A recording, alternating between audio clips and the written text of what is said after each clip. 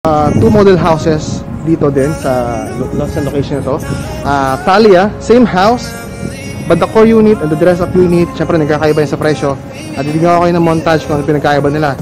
Panoorin nyo lang to.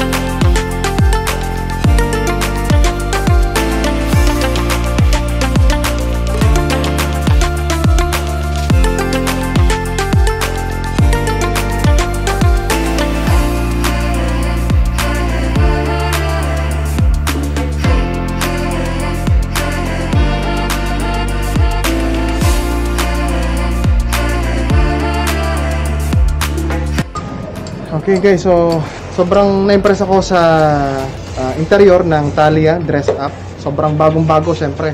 At nakikita naman natin dito yung ating bypass road. Sobrang accessible ng lugar, sobrang ganda ng location, and it's pre-selling price, ma-avail nyo to. Yung presyo nito, guys, ilalagay ko na lang sa Google Drive natin para pwede ko siyang i-update from time to time. Kasi pag nilagay ko yung price dito, the next month magbabago na naman ng presyo, so baka akalain nyo na ganun pa rin. So ito ko na lang nalagay sa Google Drive dito sa link sa baba. So yeah,